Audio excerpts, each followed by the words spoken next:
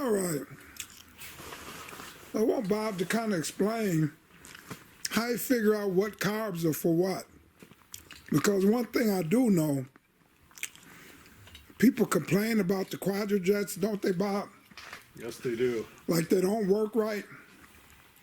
But the thing is, they made so many of them that if you put a carburetor off a 350 onto a 455, those 350s were not calibrated to run that big 455. Nope.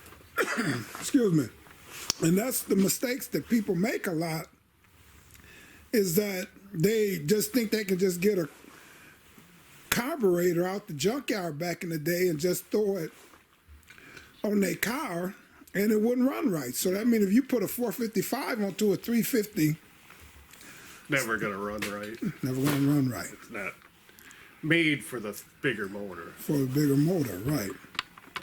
Yeah, what you do is you go by the number that's stamped on the side of the carb here. This one's stamped 7042240. So it's got the 4 in there, so that's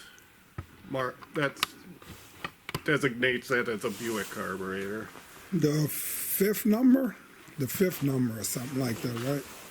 That's the second number from the last. Second number from the last. The fourth number tells you what year. Yeah, fourth number tells you what year, and that's a 2, so it's a 72.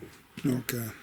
Now, what I do is to find out what if it came off of a 350 or 455, is I Google this number, and it will usually come up, or I have a sheet of paper that has all the numbers on it.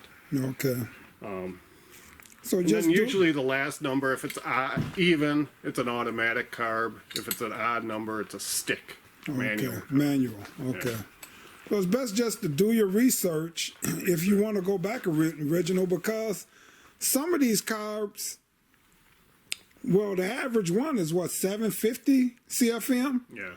700, earlier ones 700, 750. Right. And some of these later, like this one, probably at 800. 800. So people thinking putting, the Edelbrock or something, they only putting out 600 CFM. Yeah.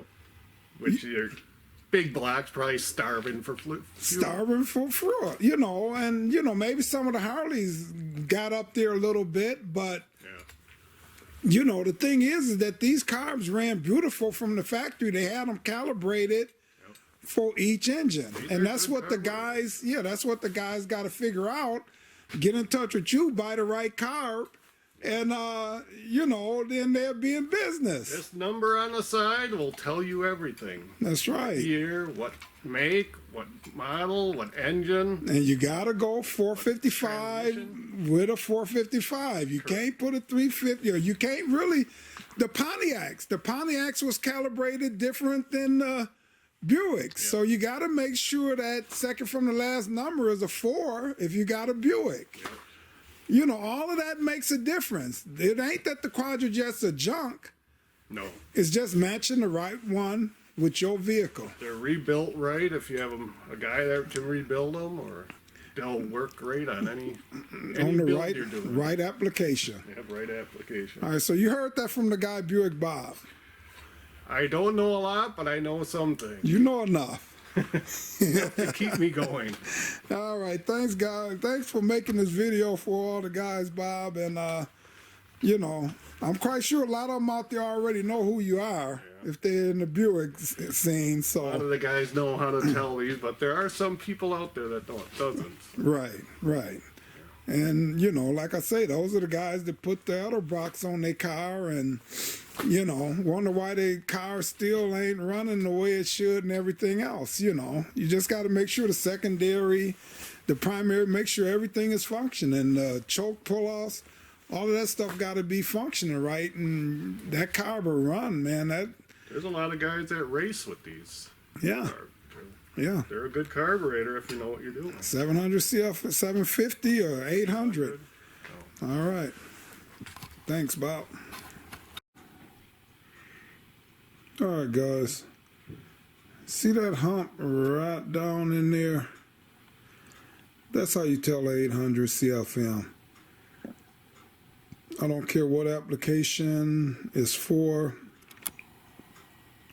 I'll fin out here, show you the whole carburetor. So when you come in and you go right down in there, you'll see that little hump. The rest of it is smooth.